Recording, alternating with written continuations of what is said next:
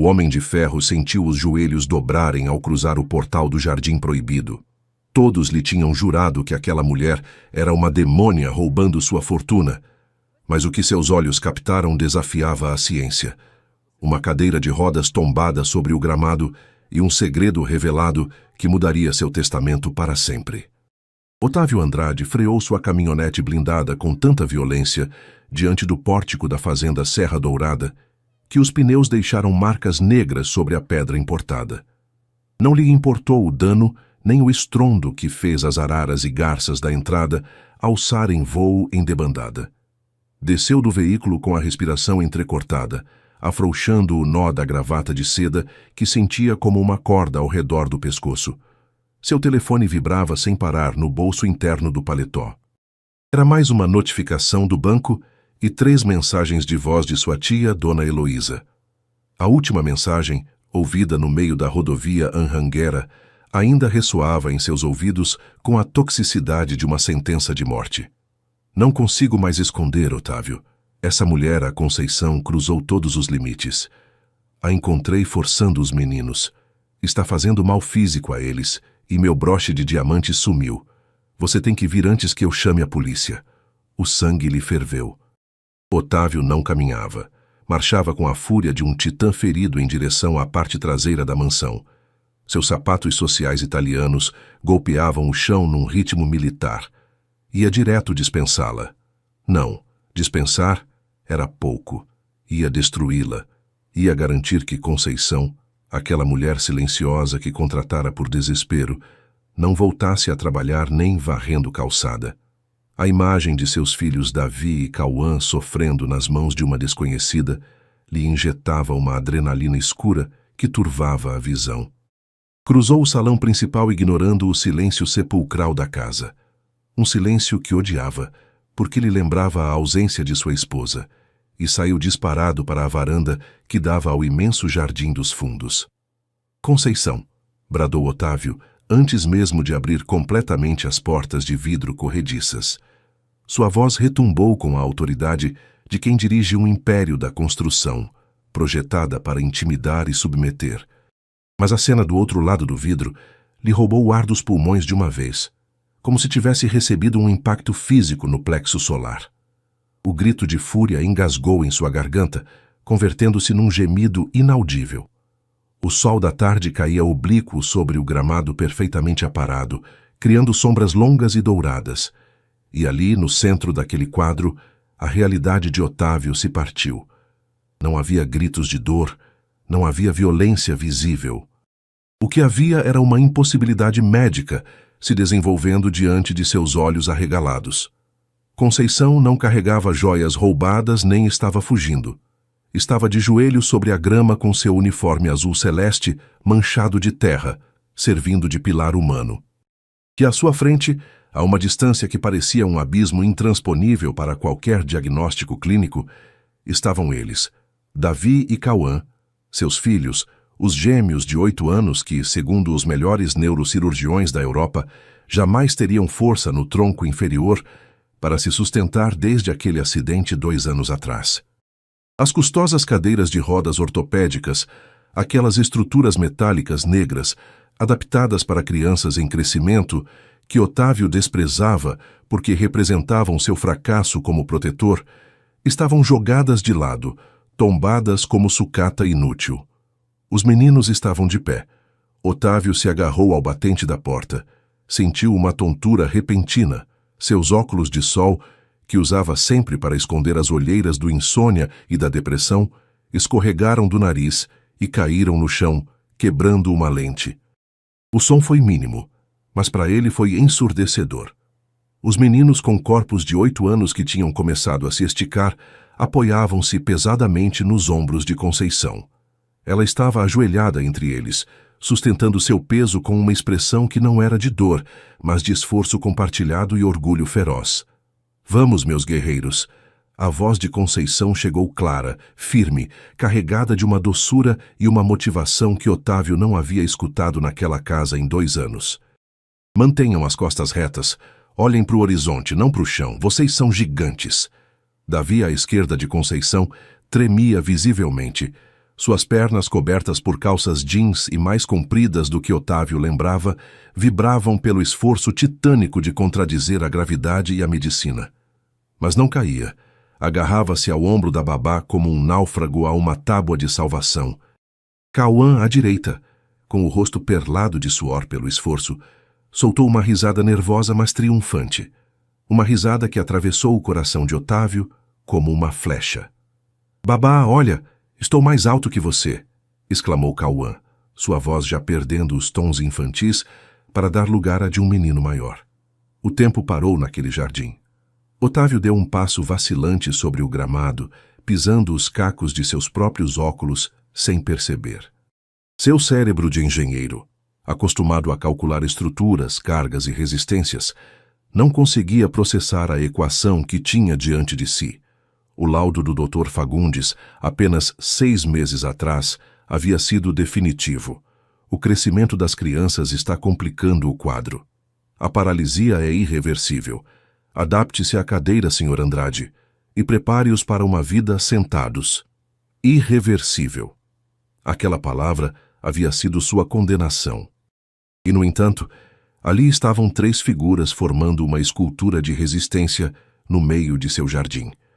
Conceição passou os braços ao redor das cinturas dos meninos para estabilizá-los melhor, sem deixar de estar de joelhos.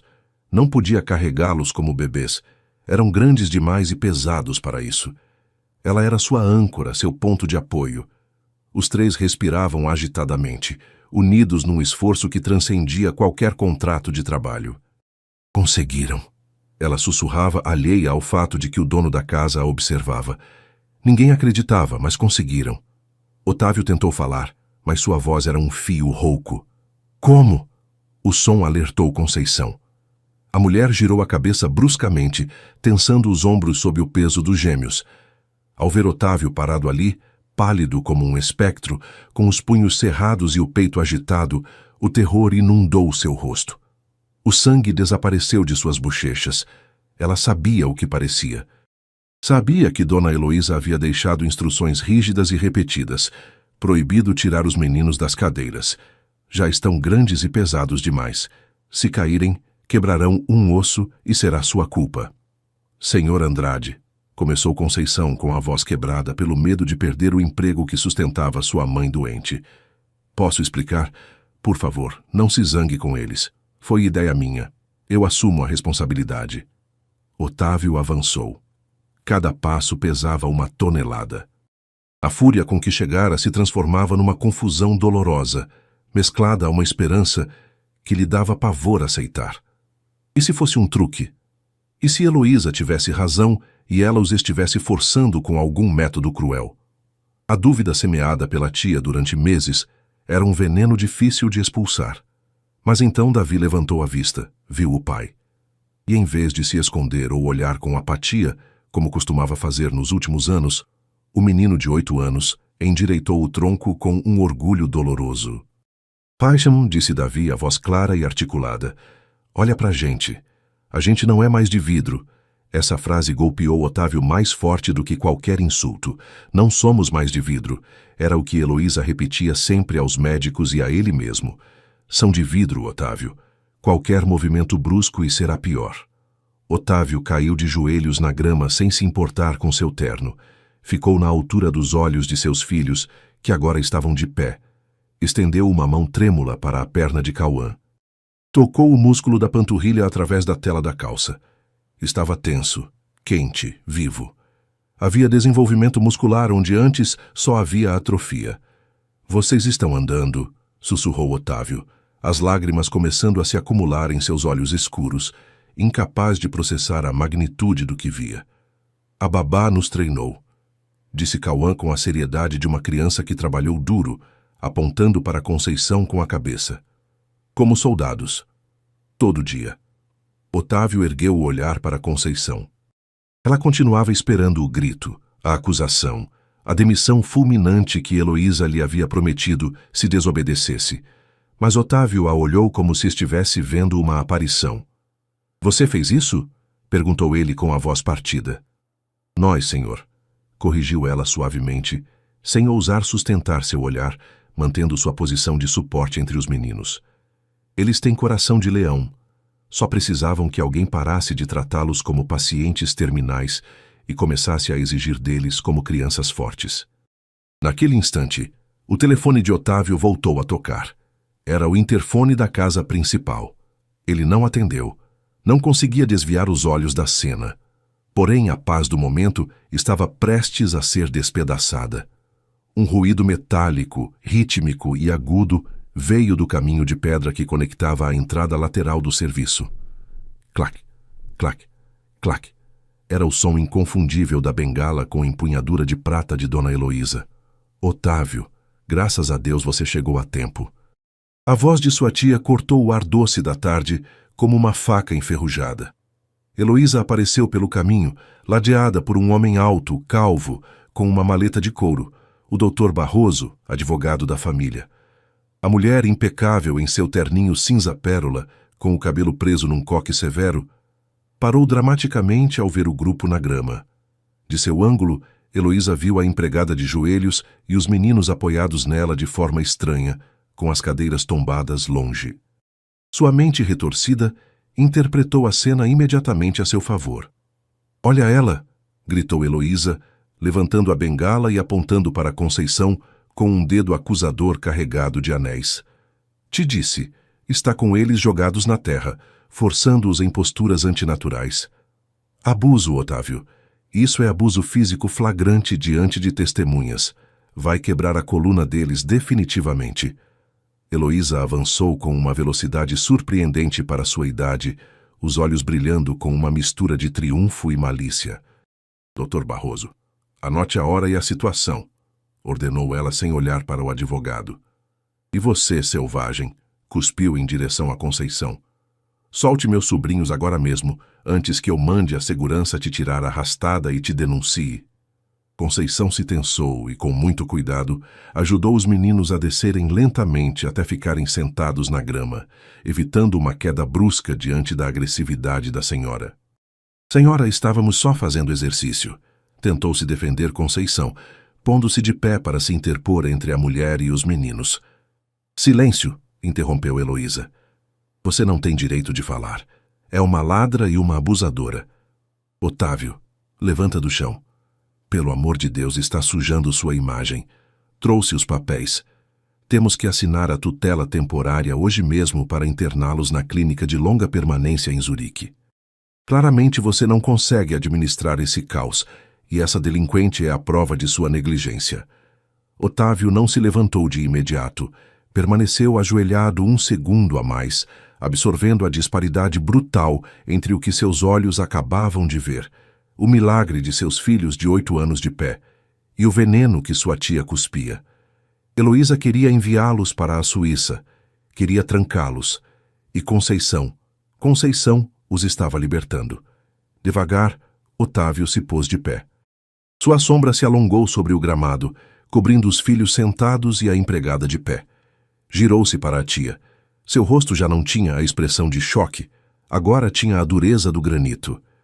"Zurique", disse Otávio em voz baixa, perigosamente calma. "Nunca mencionou uma clínica de longa permanência em Zurique, tia", disse um especialista na capital para uma avaliação. Heloísa vacilou um instante, captando a mudança de tom, mas sua arrogância lhe impediu de ver o perigo real. "É o melhor para eles, sobrinho. Já tem 8 anos. Logo entrarão na puberdade e será incontrolável. Precisam de um lugar controlado, sem influências nocivas e vulgares." Heloísa fez um gesto de asco em direção a Conceição. "Além disso, antes de assinar, reviste a bolsa dessa mulher. Garanto que você encontrará meu broche de platina. Vi ela rondando meu toucador esta manhã com a desculpa de limpar." Otávio olhou para a bolsa de tecido surrado de Conceição, pousada sobre um banco de jardim a poucos metros. Depois olhou para Conceição. A mulher tinha os olhos cheios de lágrimas, negando com a cabeça imperceptivelmente, mantendo a dignidade apesar do medo. "Eu não peguei nada, senhor. Juro pela saúde da minha mãe." "Reviste, Otávio", insistiu Heloísa, dando um passo à frente, invadindo o espaço pessoal de Conceição com agressividade. "Ou você faz isso ou chamo a polícia para revistá-la aqui mesmo, como a criminosa que ela é." A pressão era asfixiante. O advogado Barroso olhava para o relógio desconfortável, mas cúmplice por omissão. Os meninos, sentados na grama, trocavam olhares com uma compreensão da situação muito maior do que a de crianças pequenas. Otávio caminhou até a bolsa, tomou a sacola humilde, pesava pouco, abriu, enfiou a mão. Seus dedos roçaram uma carteira velha, um pacote de lenços e, no fundo, algo frio, duro e metálico. Tirou a mão. Entre seus dedos brilhava inconfundível, ao sol, o broche de platina em forma de orquídea de Dona Heloísa. Um grito abafado escapou da garganta de Conceição, que levou as mãos à boca. "Não!" exclamou ela com voz estrangulada. "Isso não é meu. Eu jamais entraria no seu quarto." Heloísa soltou uma risada triunfal, seca e curta. "Está vendo?" disse a tia, estendendo a mão imperiosamente para receber a joia. "Te disse.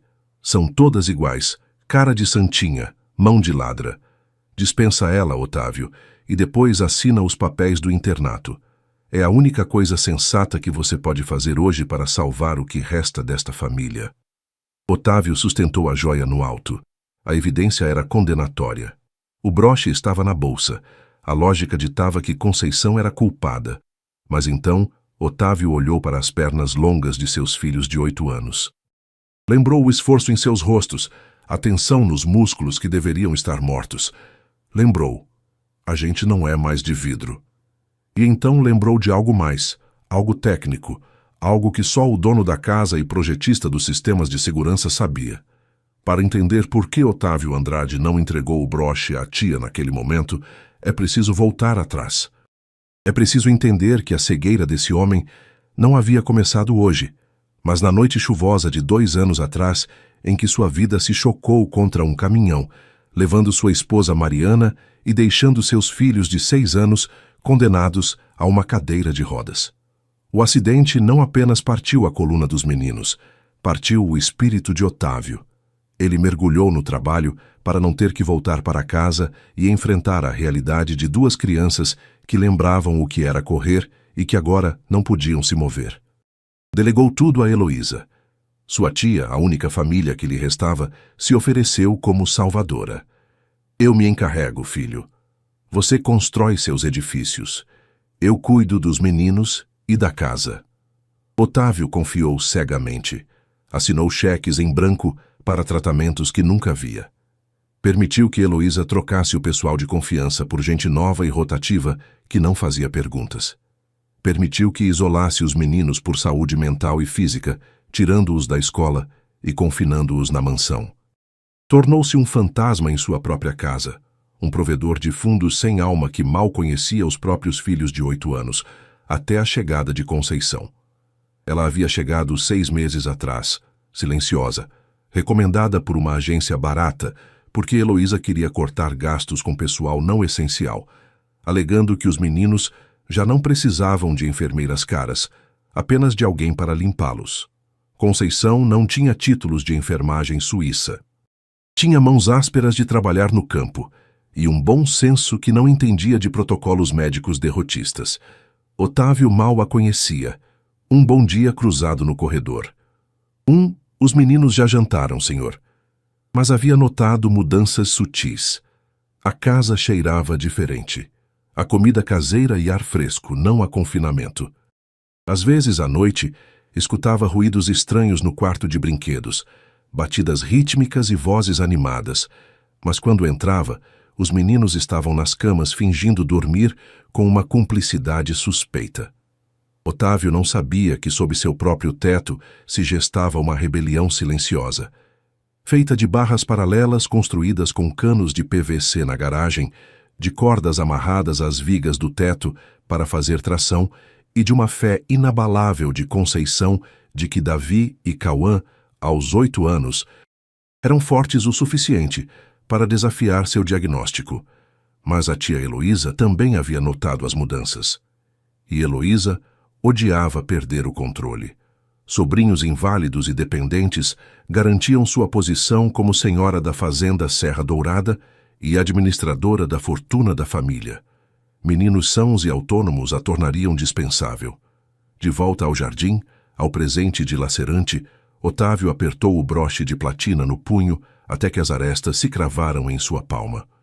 A dor física o ajudou a focar a mente, dissipando a névoa da manipulação de anos. Doutor Barroso, disse Otávio sem olhar para o advogado, com uma voz fria como aço. Traga os documentos de transferência de tutela para Zurique. Sim, senhor Andrade, respondeu o homem enxugando o suor da testa, notando a mudança de atmosfera. Tudo pronto para sua assinatura. Dona Heloísa insistiu na urgência absoluta devido à instabilidade na casa. Bem, disse Otávio. Caminhou lentamente em direção à Conceição. A mulher estava imóvel, digna apesar do medo, perto dos meninos que observavam a cena com uma atenção imprópria para a idade, entendendo cada palavra. Otávio parou diante dela. Heloísa sorria atrás dele, certa de sua vitória absoluta. Levanta a cabeça, Conceição, ordenou Otávio. Ela obedeceu, olhando-o nos olhos, embora as lágrimas corressem por suas bochechas. Ah, sim, senhor, eu juro que eu não... Não precisa jurar nada, a interrompeu Otávio, e sua voz carecia do fio venenoso de antes. Era uma voz estranha, analítica, a voz do engenheiro que acabava de encontrar a falha estrutural num edifício. Otávio se girou lentamente para a tia. Tia Heloísa, você diz que a viu esta manhã em seu toucador. Exatamente, afirmou Heloísa com o queixo erguido, embora um ligeiro tique nervoso aparecesse em seu olho esquerdo. Por volta das 10 horas. Estava limpando, ou fingia, enquanto vasculhava minhas joias. Curioso, disse Otávio, dando um passo em direção a ela. Porque às 10 horas da manhã, o sistema de segurança inteligente da casa, que atualizei na semana passada, com reconhecimento facial e sensores de movimento em todas as áreas privadas, sem avisar ninguém, registra que Conceição estava na cozinha preparando o almoço. E o mesmo sistema registra que a porta do seu quarto, tia, não foi aberta entre as 9 e o meio-dia. O sorriso de Heloísa congelou. Seus aparelhos devem estar com defeito, Otávio. Você sempre confia mais na tecnologia do que na própria família. É ridículo. Minhas máquinas não têm motivos ocultos, tia. Mas há algo mais interessante. Otávio abriu a mão mostrando o broche. Este broche tem um fecho de segurança duplo muito específico, mandado fazer anos atrás para Mariana. É preciso pressionar 2 pontos exatos ao mesmo tempo e girar para abri-lo. É impossível que caia ou deslize acidentalmente numa bolsa aberta. É preciso querer tirá-lo. Ela é manhosa, é habilidosa com as mãos. Veja como manipula os meninos. Para pegá-lo, continuou Otávio, ignorando o comentário e invadindo o espaço pessoal da tia. Ela teria que ter entrado em seu closet privado, que fica dentro de seu quarto. Mas, tia, você carrega a única chave física desse closet naquela corrente de ouro que tem ao pescoço agora mesmo. Nunca a tira, nem para dormir. Heloísa levou a mão ao peito instintivamente, cobrindo a corrente sob sua blusa de seda. Ela pode ter encontrado uma cópia ou forçado a fechadura. Não há cópias, e a fechadura não foi forçada. Verifiquei esta manhã antes de sair. A voz de Otávio baixou de tom, tornando-se um sussurro perigoso. Então, ou Conceição é uma ilusionista capaz de atravessar paredes e abrir cofres com a mente, ou alguém que tinha a chave e acesso livre colocou isso na bolsa dela para incriminá-la. O silêncio que se seguiu foi denso, pesado. O advogado Barroso deu 2 passos para trás, afastando-se fisicamente de Heloísa. Está me acusando, sibilou Heloísa, com uma indignação teatral que já não enganava ninguém. A mim, a mulher que sacrificou a vida para cuidar de você e dessas crianças, isso é inaudito. Estou te protegendo de uma criminosa e você fica do lado dela. Mais algo interessante, disse Julián. Sabe o sistema de segurança que instalei? Nesse momento, Cauã, o gêmeo de 8 anos que estivera ouvindo tudo com os punhos cerrados, se pôs de pé desde o gramado sem a ajuda de ninguém. Cambaleou um pouco, mas corrigiu a postura e olhou para a tia-avó nos olhos com uma fúria adulta num rosto de criança. Não é truque, gritou Cauã com voz potente. E você é uma mentirosa. Santiago, ofegou Heloísa, usando o nome completo do menino. Como se atreve a me falar assim? Otávio, controle seu filho. Mas então Davi também se levantou, colocando-se ao lado do irmão. Os dois meninos de 8 anos de pé, enfrentando a mulher que os havia oprimido. Ela mente, pai, disse Davi com uma clareza devastadora. Ela aperta nosso braço com força onde não aparece, quando a gente não quer fazer alguma coisa. E fala que somos inúteis, que nunca vamos prestar para nada. Otávio sentiu o mundo parar. Girou a cabeça bruscamente para os filhos. E o que disseram? Que a tia fala coisas ruins pra gente, continuou Cauã sem desviar o olhar de Heloísa. Que se a gente contar pra você, você vai pro céu igual a mamãe, e a gente vai ficar sozinho num orfanato, onde ninguém vai querer a gente por ser defeituoso. Por isso a gente nunca te contou nada. A revelação caiu como uma bomba atômica no jardim. Heloísa havia usado a morte de Mariana, o trauma mais profundo de suas vidas, para aterrorizar e silenciar seus próprios sobrinhos de 8 anos. Otávio abriu a mão e deixou cair o broche de platina no gramado. A joia de valor incalculável desapareceu entre a grama e ninguém se moveu para apanhá-la. Já não era uma joia, era lixo. O milionário olhou para a tia, e pela primeira vez em anos, Dona Heloísa viu nos olhos de Otávio algo que a fez recuar fisicamente. A fúria homicida de um pai que descobre que o monstro dormia no quarto ao lado. Fora, sussurrou Otávio. Otávio, por favor, os meninos estão confusos. Têm muita imaginação nessa idade. Estão traumatizados. Tentou balbuciar Heloísa, recuando para o caminho de pedra, perdendo a compostura por completo. Fora. O grito de Otávio foi tão potente e visceral que pareceu sacudir os alicerces da mansão. Sai da minha casa agora mesmo. Se eu te vir perto dos meus filhos de novo, juro pela tumba de Mariana que vou te colocar na cadeia pelo resto dos seus dias. Você não pode me expulsar assim, eu tenho direitos. Heloísa olhou para o advogado buscando um salva-vidas, mas Barroso estava olhando para o céu como se buscasse uma saída divina. Doutor Barroso, disse Otávio sem desviar o olhar da tia. Prepare uma revogação total de poderes imediatamente e uma medida protetiva. Se essa mulher se aproximar a menos de 500 metros dos meus filhos, vou processá-la por maus tratos a menores, tentativa de fraude e difamação, e tenho as gravações de segurança e o testemunho dos meus filhos para provar. Heloísa, percebendo que havia perdido a guerra num único movimento, recuperou um último grão de seu veneno habitual. Alisou o paletó com mãos trêmulas. Vai se arrepender disso, Otávio, cuspiu ela. Vai ficar sozinho com seus aleijados e sua empregada de pacotilha. Vai ser o motivo de chacota de toda a sociedade quando souberem que trocou sua própria família por uma babá. Prefiro ser motivo de chacota a ser um monstro como você, respondeu Otávio. Heloísa deu meia volta, sua bengala golpeando o chão com fúria impotente, e foi embora arrastando sua dignidade perdida pelo jardim que já não governava, seguida pelo advogado que quase corria para se afastar do desastre. Quando desapareceram de vista, a tensão no ar se quebrou. Otávio ficou de pé, tremendo pela descarga de adrenalina e pelo horror do que havia descoberto. Girou-se lentamente para os 3 seres que restavam no gramado. Conceição continuava ali de pé protetora, atrás dos meninos, que agora choravam em silêncio, liberando anos de medo contido. Otávio se aproximou. Desta vez, não como patrão, nem como homem de ferro. Aproximou-se como um homem partido que acabara de despertar. Ajoelhou-se de novo na grama. Por um segundo ignorou os filhos e tomou as mãos de Conceição, aquelas mãos ásperas com cheiro de sabão barato e terra, as mãos que haviam feito em segredo o que seus milhões e sua covardia não haviam conseguido em 2 anos. Me perdoa. A palavra saiu da garganta de Otávio como um pedaço de vidro partido, arranhando seu orgulho, despedaçando a imagem do empresário intocável que havia construído durante 2 anos para não sentir nada. Me perdoa por ter estado morto em vida enquanto vocês lutavam sozinhos. Otávio apertou as mãos de Conceição com força. Não eram mãos de empregada doméstica. Eram as mãos de uma mãe substituta que havia carregado o peso que ele, o pai biológico, havia recusado por covardia.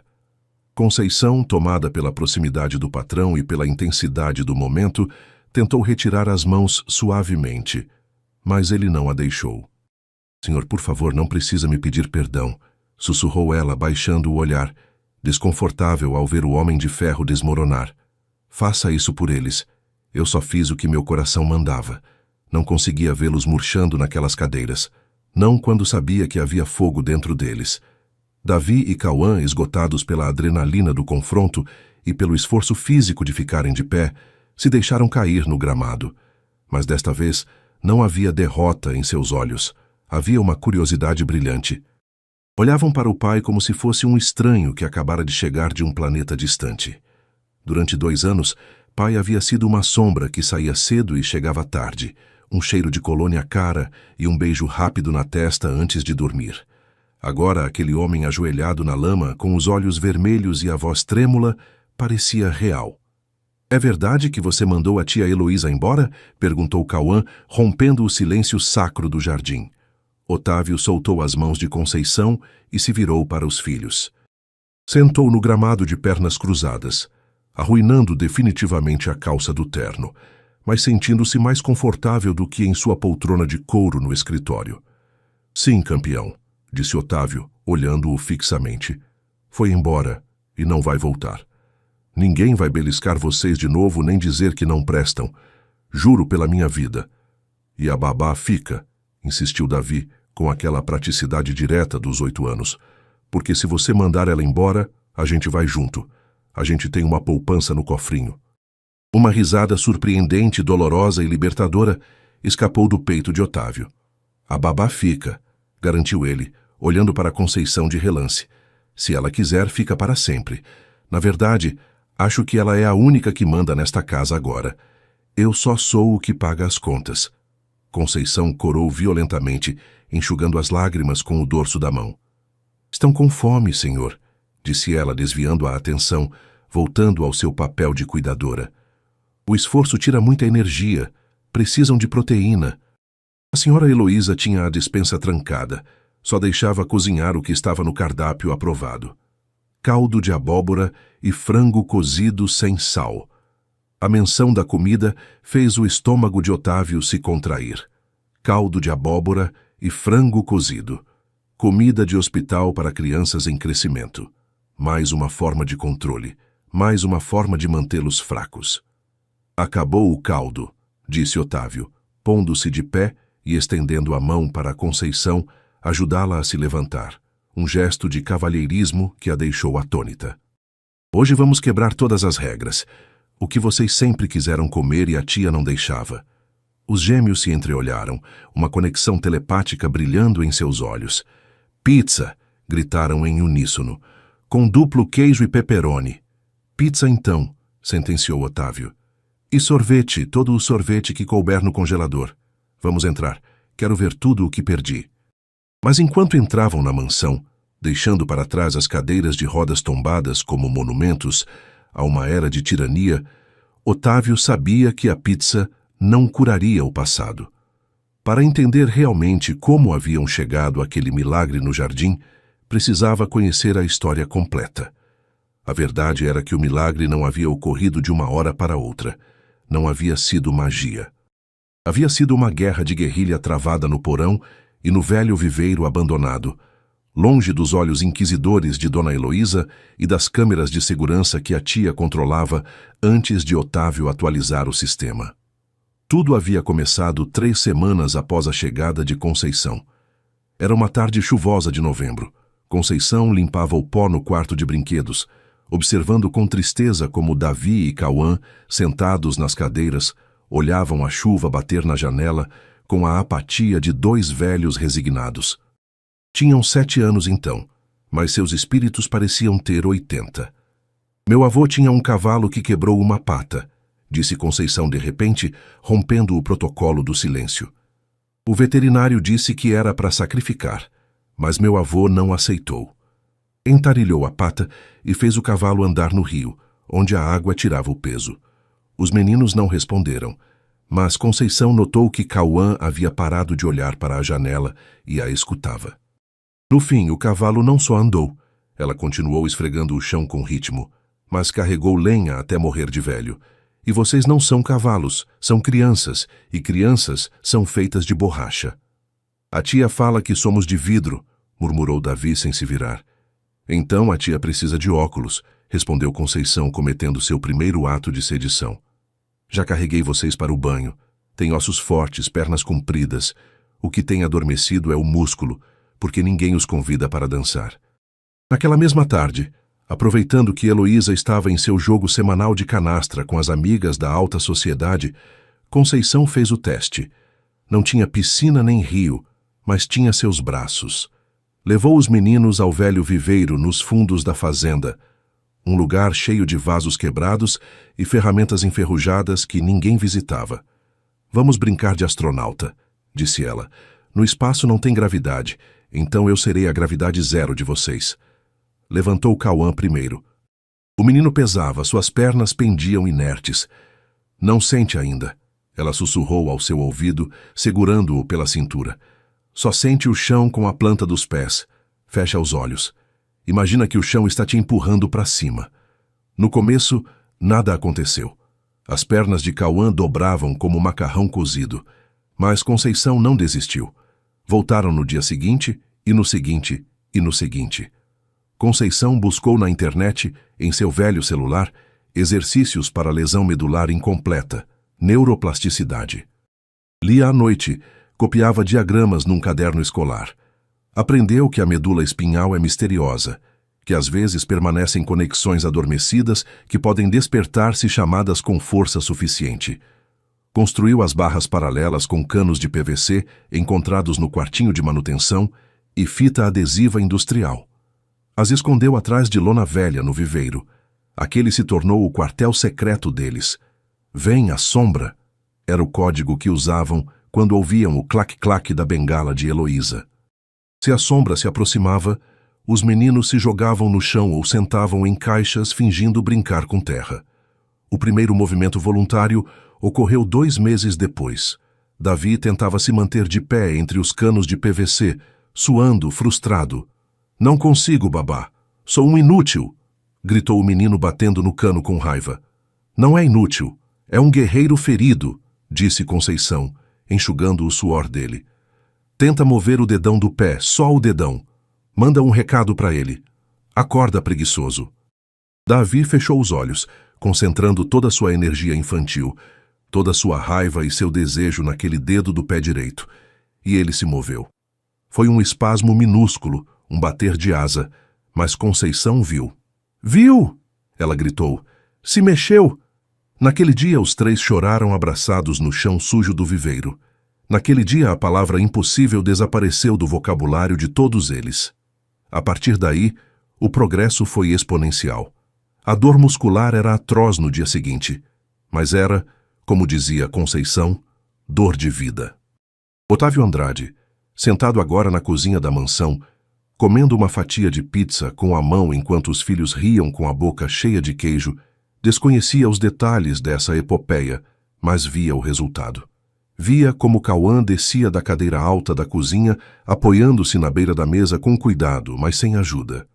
Via como Davi movia as pernas sob a cadeira ao ritmo de uma música imaginária. Pai, perguntou Cauã lambendo um dedo. Fala, filho. A tia vai voltar com a polícia. Disse que ia nos levar para a Suíça. A gente buscou a Suíça no mapa. Fica muito longe e faz frio. Otávio deixou a pizza no prato. O apetite se fechou de golpe. A realidade do mundo exterior ameaçava romper a bolha daquela noite. Heloísa não era uma mulher que aceitava a derrota. Era vingativa, bem relacionada e, acima de tudo, humilhada. Não, disse Otávio com firmeza. A Suíça é bonita para esquiar, mas ninguém vai levar vocês para morar lá. Eu sou o pai de vocês. Eu decido, e vocês ficam aqui.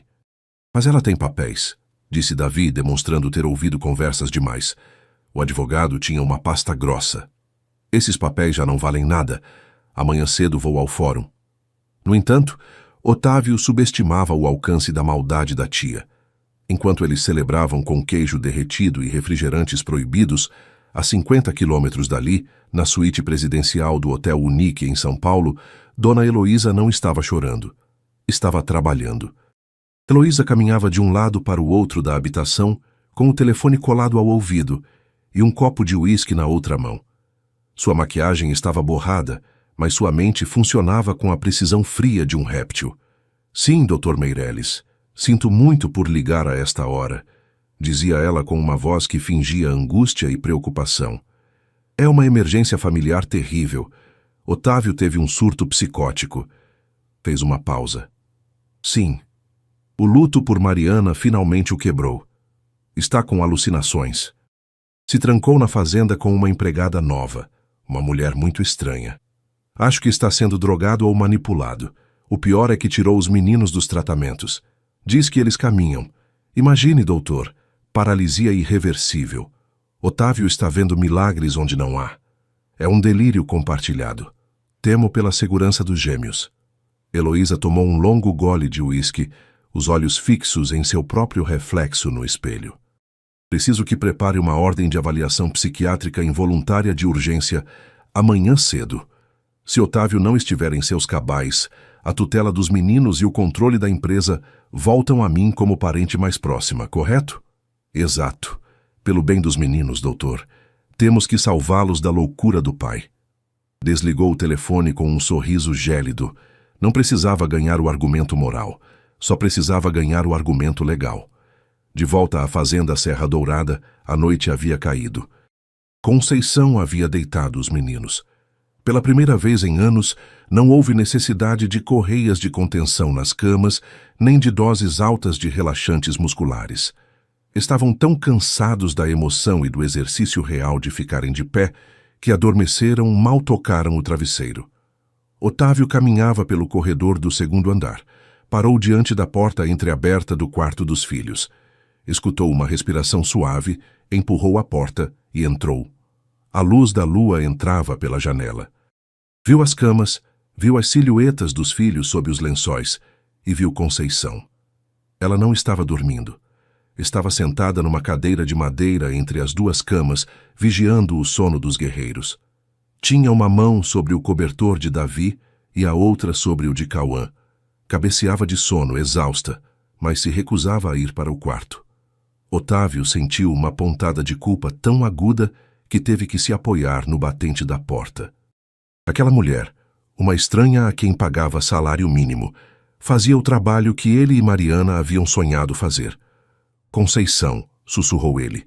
Ela se sobressaltou, acordando de golpe, e se pôs de pé rapidamente, alisando o uniforme. Senhor, perdão, só queria ter certeza de que não iam ter pesadelos. Às vezes o Cauã acorda gritando por causa das lembranças. Não peça perdão, disse Otávio entrando no quarto. Você devia estar descansando. Foi um dia longo. Não consigo dormir, senhor. Estou com medo. Heloísa é poderosa.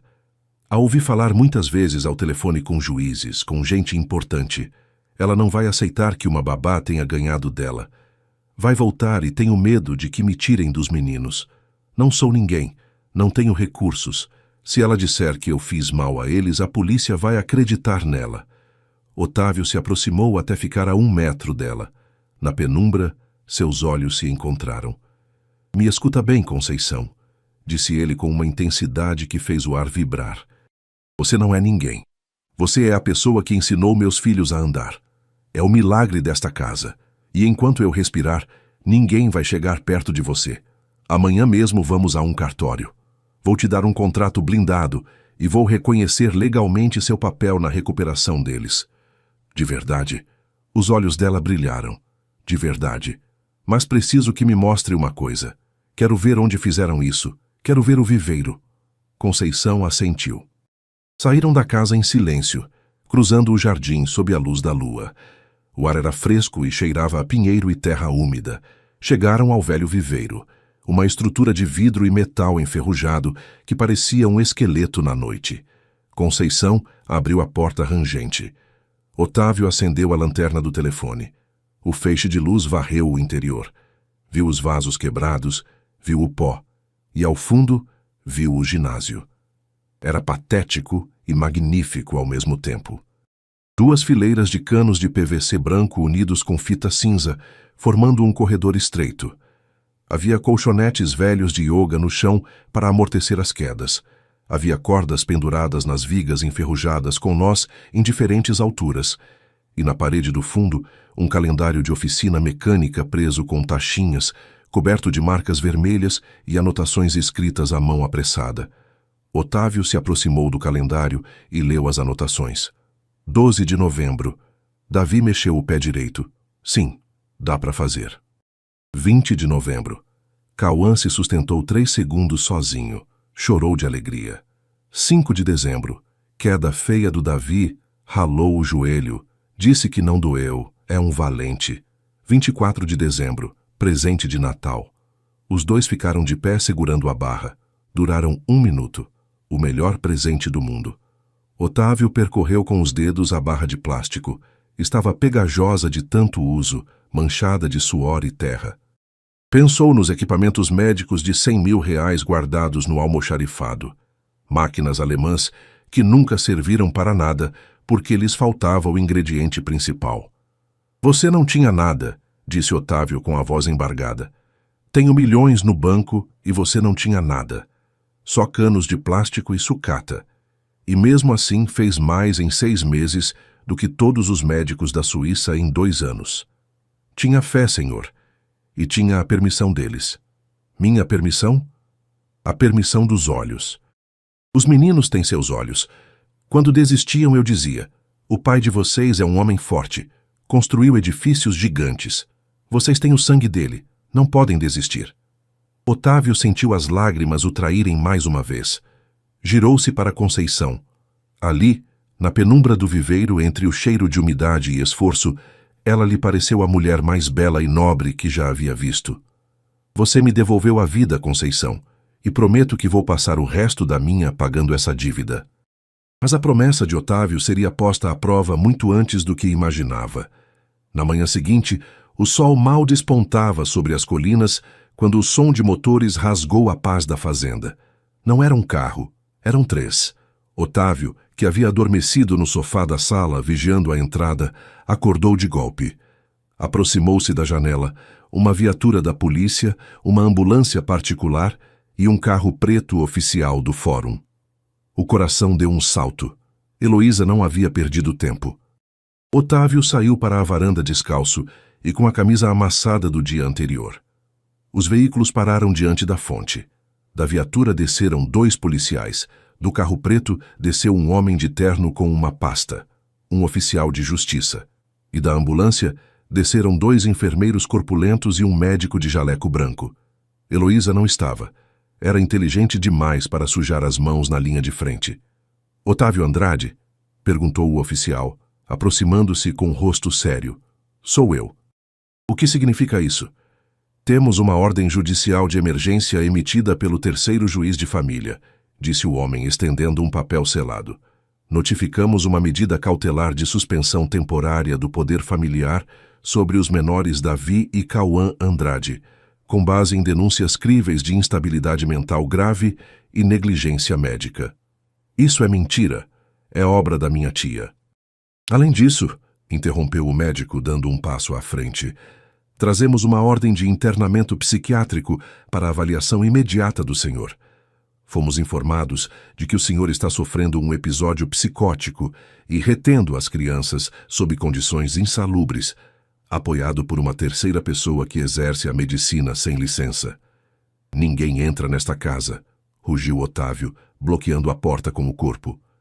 Senhor Andrade, é propriedade particular, mas temos a ordem, disse um dos policiais, colocando a mão no coldre.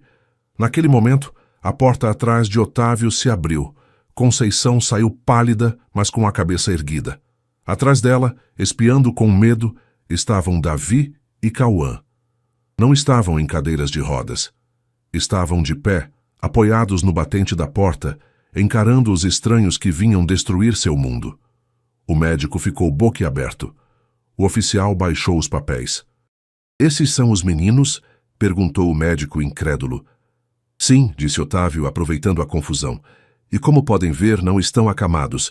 Estão de pé. Minha loucura é que meus filhos caminham. E se tentarem levá-los, terão que passar por cima do meu cadáver. O Dr. Meirelles, um homem de ciência com cabelos grisalhos e reputação impecável na capital, Ajustou os óculos com mãos trêmulas. Havia chegado preparado para sedar um homem violento e resgatar 2 meninos inválidos em estado de abandono. Mas o que tinha diante de si desafiava 30 anos de prática médica. Isso não está no laudo, murmurou ele, olhando fixamente para as pernas de Davi e Cauã. Os gêmeos de 8 anos, conscientes de que eram a única barreira entre o pai e o caos legal que se aproximava, permaneceram firmes. Não estamos doentes, disse Cauã com voz clara, e meu pai não está louco. O médico avançou em direção aos meninos, não com agressividade, mas com fascinação. Preciso examiná-los, disse Dr. Meireles. Se o que vejo é real, então o diagnóstico anterior era equivocado ou ocorreu algo medicamente inexplicável. Se o senhor não tem nada a esconder, permita que os examine aqui mesmo. Otávio olhou para Conceição. Ela assentiu imperceptivelmente. Confiava em seu trabalho. Confiava nos músculos que havia ajudado a construir fibra a fibra. Pode entrar. Mas só o médico e o oficial. Os policiais ficam do lado de fora. Isso não é cena de crime. É um lar. O grupo entrou na sala principal. O Dr. Meireles se ajoelhou diante de Davi, tirou um martelo de reflexos da maleta e golpeou suavemente o tendão patelar do joelho direito do menino. A perna de Davi deu um chute involuntário, forte e reativo. O médico soltou o ar que havia retido. Reflexos profundos, conservados e hiperativos, murmurou para si mesmo. A conexão. A medula não está seccionada. Em seguida, pediu a Cauã que empurrasse sua mão com o pé. O menino o fez com tanta força que quase desequilibrou o médico. Tônus muscular grau 4, ditou Meireles maravilhado. A atrofia leve por desuso prévio, mas uma recuperação massiva de massa muscular recente. O médico se pôs de pé e se virou para o oficial e Otávio. Seu rosto já não tinha a hostilidade do início. Tinha a humildade de quem acabou de ver um milagre. Oficial, não posso executar a ordem de internamento. Essas crianças não estão em perigo iminente nem sofrem abandono. Ao contrário, apresentam sinais de terapia física intensiva e bem-sucedida. E o pai não está alucinando. Os meninos caminham. Mas a senhora Heloísa disse que era bruxaria, que a empregada os drogava para ficarem de pé. Não existe nenhuma droga no mundo que faça você andar se a medula está seccionada, cortou o médico. Isso é trabalho duro, é neuroplasticidade, é medicina, embora eu não saiba quem a aplicou. Todos os olhares se voltaram para Conceição, que permanecia de pé num canto, com as mãos entrelaçadas sobre o avental, tentando passar despercebida. Foi ela, disse Otávio. Conceição. Ela fez o que vocês, os especialistas, disseram ser impossível. O Dr. Meireles olhou para a mulher humilde com um respeito novo. A senhora é fisioterapeuta? Não, senhor, respondeu Conceição com voz baixa. Na minha cidade a gente curava os animais que se machucavam. Só usei o bom senso e muita paciência. O oficial, vendo seu caso desmoronar, tentou uma última carta burocrática. Mesmo assim, senhor Andrade, há uma acusação de roubo em andamento. A senhora Heloísa afirma que essa mulher é uma ladra. A polícia tem instruções de detê-la se houver indícios. Indícios. Otávio sorriu. Sorriso frio e predador. Ainda bem que mencionou, porque tenho algo a mostrar a todos. Venham comigo. Otávio os conduziu pelo corredor até o escritório que havia sido de seu pai. E agora era seu centro de comando. As paredes eram revestidas de madeira escura, mas sobre a mesa brilhava uma estação de monitoramento de última geração com 3 telas. Há uma semana, explicou Otávio digitando sua senha. Dispensei a empresa de segurança que minha tia havia contratado. Tinha a suspeita de que alguém vazava informações sobre minhas viagens. Instalei um sistema fechado. Só eu tenho acesso. Nem minha tia sabia. Na tela central apareceu uma lista de arquivos de vídeo. Otávio selecionou um com a data de hoje, hora 1h04. Observem. O vídeo, em alta definição e áudio nítido, mostrava o interior do quarto de Dona Heloísa. A habitação estava vazia. De repente a porta se abriu. Entrou Heloísa, sem cojar tanto quanto costumava fazer em público. Moveu-se com agilidade. Aproximou-se do toucador, olhou para a porta verificando que ninguém havia, se despreendeu o broche de orquídea de platina da gola, abriu um joiero, sacou a chave que trazia pendurada ao pescoço, abriu o closet e não pegou nada. Simplesmente ficou parada, pensando. Então, com um sorriso malicioso que gelou o sangue dos presentes, saiu do quarto com o broche apertado na mão. Otávio trocou de câmera. Corredor de serviço. 10h17. Via-se Heloísa caminhando furtivamente. Chegou ao cabideiro onde ficavam as bolsas do pessoal. Procurou a bolsa de tecido surrado de Conceição, olhou para os lados, enfiou o broche dentro, fechou a bolsa e foi embora com passo triunfante. O silêncio no escritório foi absoluto. O oficial tinha a boca aberta. O Dr. Meireles balançava a cabeça, enojado. É uma montagem, sussurrou o oficial sem convicção.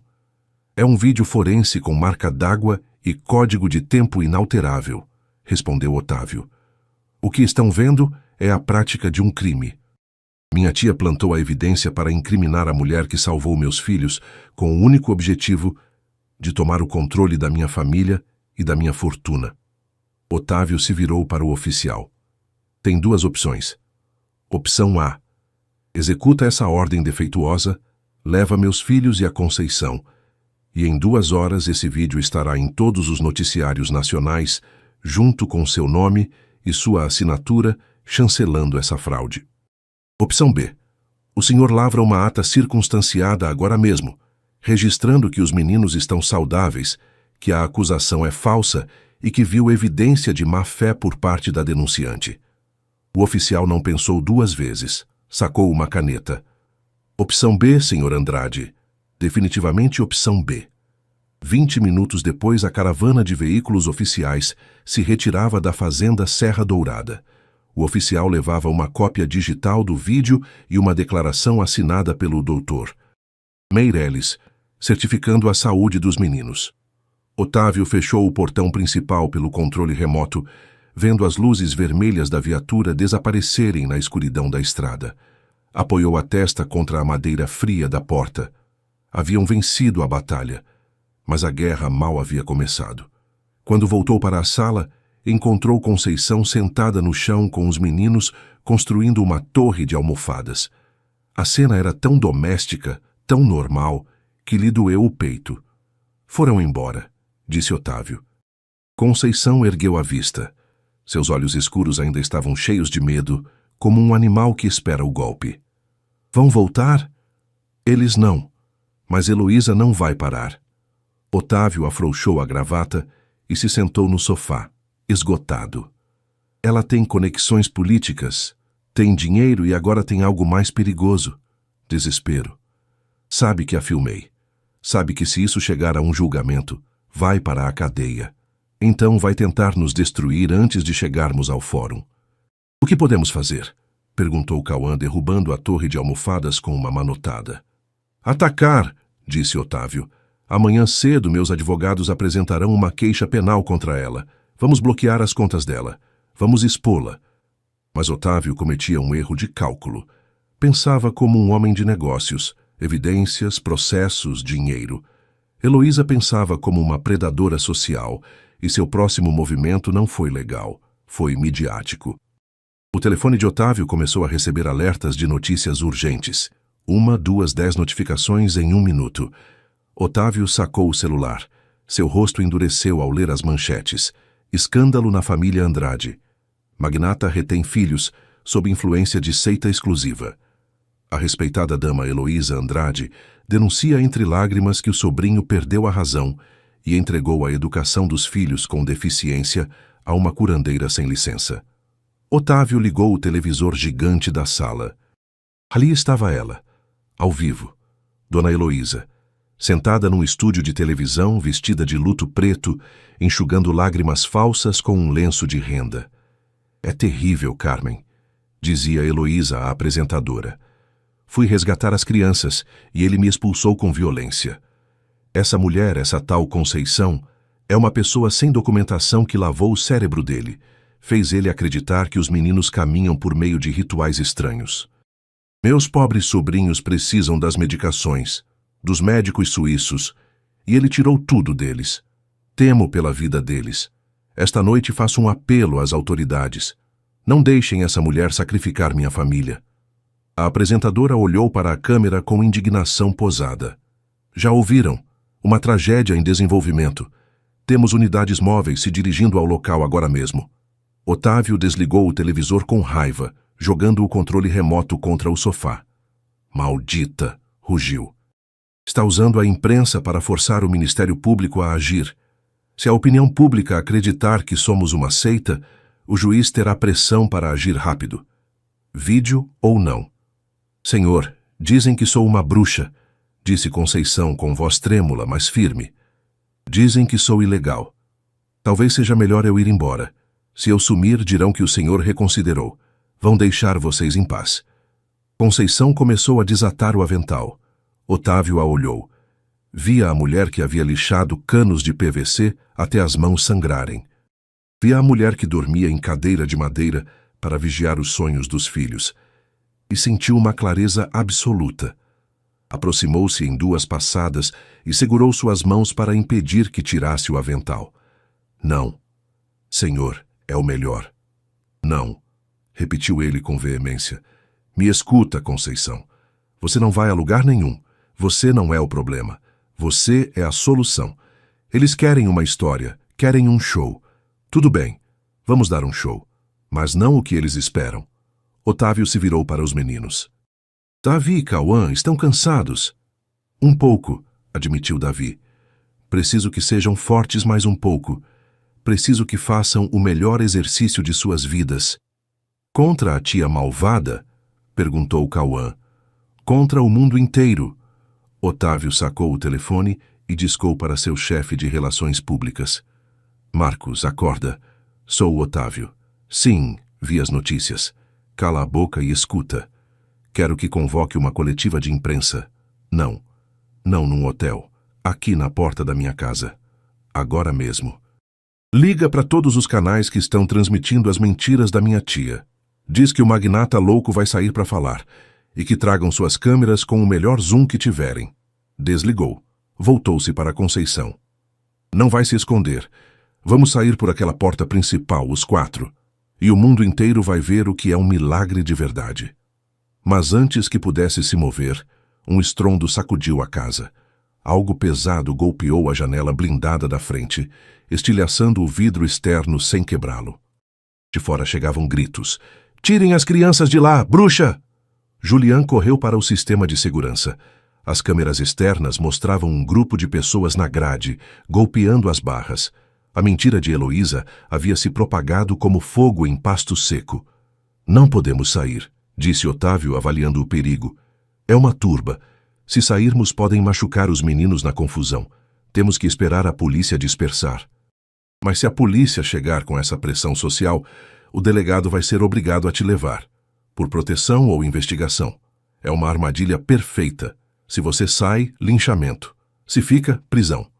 Otávio passou a mão pelos cabelos desesperado. Precisava de mais um trunfo. Algo que destruísse a credibilidade de Heloísa instantaneamente. O vídeo do roubo não basta, murmurou Otávio. Vão dizer que foi um momento de fraqueza ou que manipulei. Preciso de algo que demonstre crueldade. Olhou para os filhos. Meninos, vocês disseram que ela beliscava vocês. Onde? Aqui. Cauã levantou a manga da camiseta. Na parte interna do braço, perto da axila, havia pequenos hematomas velhos, amarelados, e um mais recente, violáceo. O sangue de Otávio gelou. Quando te fez esse roxo, Cauã? Ontem, antes de você chegar. Porque eu não queria tomar o suco que tem gosto ruim. Onde vocês estavam? Na cozinha, disse Davi. Que horas? No café da manhã. Otávio correu de novo ao computador. Cozinha ontem de manhã, 8h30. Seus dedos voaram sobre o teclado. Encontrou o arquivo. Deu play. A imagem era clara. Os meninos estavam sentados nas cadeiras de rodas. Heloísa estava diante deles, com um copo de líquido esverdeado. Cauã fechou a boca, recusando. Heloísa não gritou. Simplesmente estendeu a mão com suas unhas compridas e cuidadas e agarrou a carne macia do braço do menino. Apertou e torceu com uma frieza calculada. Cauã gritou no vídeo. Um grito mudo na tela, mas que retumbou na alma de Otávio. Heloísa sorriu e aproximou o copo. Bebe, inútil, ou vai doer mais. Otávio sentiu náuseas, mas continuou assistindo. Heloísa se virou para Davi. E você? Não me olha assim. Lembra que seu pai não te quer. Se te quisesse, estaria aqui. Mas ele prefere os tijolos dele. Vocês são um peso. Queria que tivessem morrido com a mãe. Otávio pausou o vídeo. Suas mãos tremiam tanto que mal conseguia segurar o mouse. As lágrimas escorriam por seu rosto, quentes e salgadas. Havia vivido com o inimigo, havia alimentado o monstro, e seus filhos haviam sofrido em silêncio para protegê-lo, para que ele não fosse para o céu. Conceição pôs uma mão em seu ombro. Ela também havia visto o vídeo. Chorava. Ninguém vai me tirar meus filhos, disse Otávio. Sua voz já não era humana, era um rosnado gutural. E ninguém vai tocar em você. Copiou o vídeo no telefone e o enviou para Marcos. Sobe isso, escreveu. Em todas as redes, sem editar agora. Mas, senhor, é brutal, vai destruir a imagem da família. Não me importa a imagem, quero justiça. Otávio se levantou, ajustou o paletó e enxugou as lágrimas. Vamos sair, disse. Mas a turba, começou Conceição. A turba está prestes a ver a verdade nos telefones dela. Em 2 minutos, Heloísa não será a tia preocupada. Será o monstro nacional. E nós vamos sair para receber o veredicto. Otávio caminhou até a porta principal. Abriu as trancas. O barulho da turba lá fora era ensurdecedor. Mas então algo mudou. Os telefones das pessoas na grade começaram a vibrar. Notificações, alertas. O vídeo estava viralizando. O clamor de ódio começou a se transformar em murmúrio de horror. Otávio abriu a porta de par em par. A luz dos focos das câmeras de televisão o cegou por um instante. Saiu para a varanda, não sozinho. À sua direita, Conceição com seu uniforme digno. E à sua frente, caminhando com os próprios pés, de mãos dadas, Davi e Cauã. A multidão na grade emudeceu. Os cinegrafistas abaixaram as lentes atônitos. Não havia cadeiras de rodas. Otávio avançou até a beira dos degraus, pegou um microfone que um repórter corajoso lhe estendeu pela grade. Boa noite, disse Otávio, e sua voz ecoou nos televisores de todo o país. Minha tia diz que meus filhos são inválidos e que eu estou louco. Otávio olhou para Cauã. Filho, quer dizer alguma coisa para a senhora Heloísa? Cauã pegou o microfone, olhou para a câmera com seus 8 anos de valentia concentrada. Tia Heloísa, disse o menino, os seus beliscões não doem mais, e meu pai sim me quer. Naquele momento, uma sirene de polícia se ouviu se aproximando em alta velocidade, mas desta vez não vinham para Otávio. Vinham com uma nova ordem de prisão, e o nome na ordem não era Conceição. O silêncio que se seguiu à declaração de Cauã foi mais estrondoso do que qualquer grito. As centenas de pessoas amontoadas contra a grade de ferro forjado da fazenda Serra Dourada abaixaram os telefones e as faixas. A vergonha coletiva desceu sobre a multidão como uma névoa pesada. Haviam vindo inflamar um monstro e se depararam com um menino corajoso defendendo sua verdade. As sirenes que se aproximavam cortaram a atmosfera densa. 3 viaturas frearam bruscamente atrás dos veículos da imprensa. As luzes vermelhas e azuis rebatiam na fachada da mansão, dando-lhe um aspecto surreal. Da primeira unidade desceu o delegado Rocha, um homem robusto que conhecia a família Andrade havia anos e que, até uma hora atrás, tinha uma ordem de assegurar o perímetro contra o suposto pai louco. Rocha caminhou até a grade. Os repórteres se abriram, criando um corredor. O delegado não olhou para as câmeras, olhou para Otávio. Seu rosto era grave, mas já não havia hostilidade em seus olhos. Havia respeito e uma desculpa silenciosa. Senhor Andrade, disse o delegado, sua voz amplificada pelo silêncio da noite. Pode abrir o portão, por favor? Depende, delegado, respondeu Otávio com voz firme. O senhor veio levar meus filhos ou fazer justiça? Rocha tirou o boné. Um gesto incomum de deferência. Viemos cumprir uma ordem de prisão, senhor, mas não é contra o senhor nem contra a Conceição. Otávio assentiu e pressionou o controle remoto. O pesado portão se abriu com um gemido metálico. O delegado entrou sozinho, sem sacar a arma, e subiu os degraus até ficar diante da família. O Ministério Público viu o vídeo que sua equipe publicou há 20 minutos, explicou Rocha em voz baixa, para que os meninos não ouvissem os detalhes sórdidos. A crueldade mostrada contra um menor é inegável e constitui crime grave, flagrante. Qualquer medida cautelar a favor da senhora Heloísa foi revogada. Onde está ela? Unidades da Área 2 a interceptaram no estacionamento do canal de televisão quando tentava entrar no carro, informou o delegado com uma satisfação profissional. Parece que tentava se dirigir ao aeroporto. Foi detida por maus tratos a menores agravados, falsidade de declarações e simulação de crime. Passará a noite na delegacia e amanhã será transferida para o presídio preventivo. Conceição soltou um suspiro trêmulo, como se lhe tivessem tirado uma laje de cimento do peito. Os joelhos vacilaram por um instante, mas Davi, seu pequeno guerreiro de 8 anos, a segurou pela cintura. Já passou, babá, sussurrou o menino. Ganhamos. Otávio deu um passo à frente, aproximando-se do microfone que ainda estava por perto. Escutem bem, porque não vou repetir, disse Otávio, e sua voz ressoou com uma autoridade que fez os presentes se calar. Esta mulher, a Conceição, que chamaram de bruxa e criminosa, é a única razão pela qual meus filhos estão de pé hoje. Enquanto minha própria família me traía, ela lhes devolveu a vida. Se ouvir uma única palavra contra ela ou contra minha família, dedicarei cada centavo da minha fortuna para processar o responsável até deixá-lo na rua.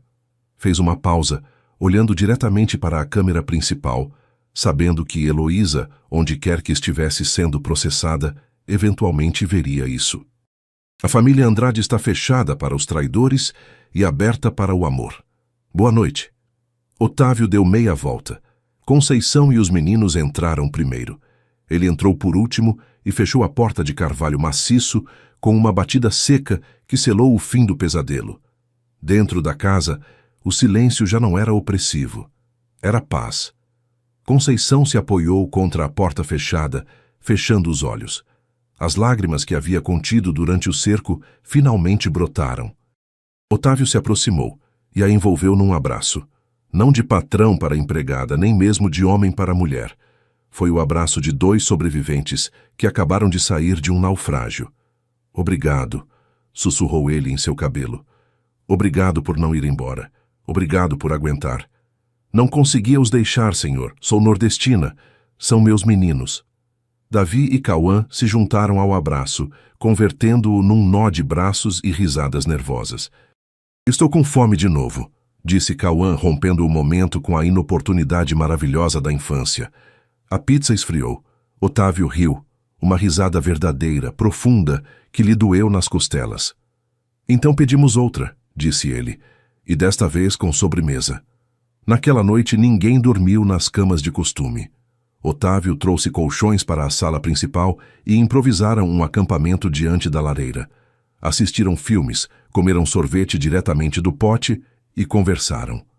Pela primeira vez, Otávio contou aos filhos sobre Mariana, sem dor, apenas com nostalgia doce. E Conceição falou sobre seu interior nordestino, sobre os animais que curava e sobre como sempre soube que eles eram leões disfarçados de crianças. Mas Otávio sabia que o final feliz não estava completo. Faltava formalizar o que o destino havia unido no caos. Na manhã seguinte, a luz do sol inundou a mansão, limpando os últimos rastros de sombras. Otávio acordou cedo, antes de todos. Fez uma ligação ao advogado. O Dr. Barroso, que, aterrorizado com a queda de Heloísa, estava mais do que disposto a cooperar para salvar sua própria licença, e deu instruções precisas. Quando Conceição acordou, encontrou a casa em calma. Os meninos ainda dormiam entre lençóis revoltos. Foi para a cozinha preparar café, sua rotina automática de serviço, mas encontrou Otávio sentado à mesa de mármore. Não usava terno, usava jeans e uma camiseta branca. aparência que o fazia parecer 10 anos mais jovem. Diante dele havia uma pasta de couro. "Bom dia, Conceição", disse ele, indicando a cadeira à sua frente. "Senta, por favor." Conceição sentou, nervosa. Seria este o momento da despedida? "Senhor, perdoe os abraços e tudo aquilo. Me desculpe se tomei liberdades." Conceição para. Otávio sorriu e empurrou a pasta em direção a ela. "Lê isso." Ela abriu a pasta com mãos trêmulas. Não era uma rescisão nem uma carta de recomendação. Era um contrato de sociedade e documentos de tutela compartilhada em caso de ausência do pai. "O que é isso?" perguntou ela sem entender os termos legais. "Significa que você não trabalha mais para mim", explicou Otávio, inclinando-se para a frente. "Significa que você é sócia da Fundação Mariana Andrade, que vamos criar hoje mesmo. Uma fundação dedicada à reabilitação de crianças com lesões medulares impossíveis. Você vai dirigir o programa. Você vai ensinar seu método." Conceição levou a mão à boca. "Mas, senhor, eu não tenho estudos." "Você tem resultados, Conceição. Você tem o dom. Vamos contratar médicos para estudar o processo, mas você será a alma." E, além disso, Otávio hesitou pela primeira vez, perdendo sua segurança empresarial. "Quero que fique aqui, não como empregada, não no quartinho de serviço. Quero que viva conosco como família." Conceição ergueu o olhar. Seus olhos escuros encontraram os dele. "Como família. Meus filhos te adoram. E eu estou começando a perceber que não consigo imaginar esta casa sem você. Não quero que vá embora nunca." Conceição fechou a pasta. Um sorriso lento iluminou seu rosto cansado. "Fico, Otávio", disse ela. Foi a primeira vez que o chamou pelo nome, sem o senhor. A Otávio soou como música, mas com uma condição. "A que você quiser. Que me deixe trazer minha mãe. A cidade tem médicos melhores para ela. E ela faz um pão de queijo que vai fazer você esquecer toda a comida de restaurante chique." Otávio soltou uma gargalhada e estendeu a mão sobre a mesa. Trato feito. 12 meses se passaram desde aquele dia em que a fazenda Serra Dourada deixou de ser uma prisão e se tornou um lar. O sol brilha sobre o Jardim dos Fundos, mas já não é o mesmo jardim silencioso e ordenado de antes. Agora é um caos de alegria. O velho viveiro foi demolido e em seu lugar ergue-se o Forte dos Guerreiros. Uma estrutura de brinquedos adaptada com barras, cordas e rampas desafiadoras, projetada pelo próprio Otávio sob a supervisão técnica de Conceição. Há uma festa. É o 9º aniversário dos gêmeos.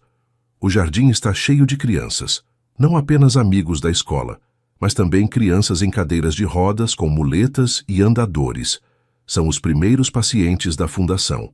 Risadas, gritos e música enchem o ar.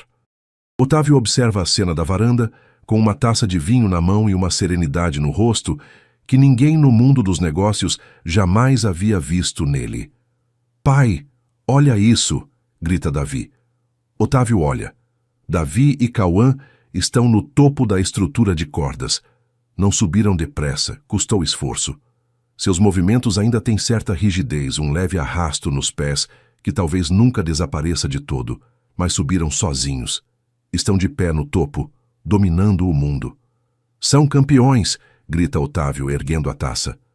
Sente uma mão nas costas. Vira-se e encontra Conceição. Ela usa um vestido corcoral que destaca sua pele morena, o cabelo solto e uma segurança nova em seu porte. Já não baixa a cabeça diante de ninguém. "Estão felizes", diz ela, olhando para os leões. "Estão, graças a você." "Graças a nós", corrige ela, entrelaçando os dedos nos dele com naturalidade. "Você construiu o forte. Eu só ensinei eles a escalá-lo." Otávio a olha. Esperou 1 ano, respeitou os tempos, o luto, a adaptação. Mas já não quer esperar mais. A maldade de Heloísa destruiu seu velho mundo, mas lhe permitiu construir um novo, muito mais sólido. Deixou a taça sobre uma mesa lateral, virou-se completamente para ela, tomando suas 2 mãos. "Conceição", disse ele. O burburinho da festa pareceu se dissipar num segundo plano. "Há 1 ano te ofereci um emprego e uma casa. Hoje quero te oferecer algo mais complicado." Conceição arqueou uma sobrancelha, com aquela centelha de humor que havia aprendido a usar com ele. Mais complicado que 2 gêmeos de 9 anos na pré-adolescência? Muito mais. Quero te oferecer minha vida inteira. Otávio se ajoelhou. Não houve suspiros dramáticos da multidão, porque todos na festa, dos funcionários aos sócios da fundação, sabiam que isso era inevitável. Era a conclusão lógica de uma história de amor forjada na trincheira. Otávio tirou uma caixinha de veludo. Dentro não havia um diamante ostentoso como os que agradavam a tia. Havia um anel simples com uma banda de ouro e uma pequena pedra turquesa, a cor favorita de Conceição. Não busco uma mãe para meus filhos, porque isso você já é. Busco uma companheira para mim. Conceição, você se casaria com este homem cheio de defeitos que demorou demais a enxergar o que tinha diante de si? Conceição olhou para o anel. Olhou para os meninos no topo do forte, que haviam parado de brincar e olhavam para os pais com os polegares erguidos e sorrisos cúmplices. Olhou para Otávio, o homem de ferro que se havia deixado fundir pelo amor. Sim, disse ela com voz clara e forte. Sim, me caso com você, Otávio. Ele se pôs de pé e a beijou. Foi um beijo doce, longo, selado com os aplausos dos filhos e das famílias que haviam encontrado esperança graças a eles. Enquanto isso, a centenas de quilômetros dali, numa cela cinza do presídio feminino, Heloísa olhava para a parede. Ninguém a visitava. Seu advogado havia renunciado. Sua fortuna estava bloqueada. Ficara sozinha com seu veneno, esquecida pelo mundo que tanto tentou impressionar. Mas na Serra Dourada, o sol se punha pintando o céu de laranja e violeta. A porta da mansão estava aberta de par em par, deixando entrar a luz, deixando entrar a vida. E enquanto Otávio carregava Cauã nos ombros e Conceição abraçava Davi, ficou claro que a verdadeira riqueza dos Andrade jamais havia estado nos bancos. Estava na vontade inabalável de não se render jamais, porque ao final do dia as pernas podem falhar, mas o amor é a única força da natureza que sempre te mantém de pé. Você chegou até o fim. Se essa história te emocionou, escreve nos comentários a frase: "O amor cura". A gente quer saber que você ficou com a gente até o último segundo. E conta pra gente. Se você estivesse no lugar do Otávio e descobrisse que sua própria tia estava maltratando seus filhos e planejando interná-los longe de você, o que teria feito? Teria perdoado ou teria agido diferente? Sua opinião é muito importante pra gente. A gente te lê nos comentários. Se gostou, não esquece de deixar seu like e se inscrever para continuar recebendo histórias que tocam o coração da nossa comunidade espalhada por todo o Brasil. Do açaí do Pará ao chimarrão gaúcho, do pão de queijo mineiro à tapioca nordestina. Ali na sua tela estão aparecendo outros vídeos agora mesmo. Clica num deles e continua essa jornada com a gente. Um abraço forte e que Deus abençoe o seu lar e sua família. Até a próxima.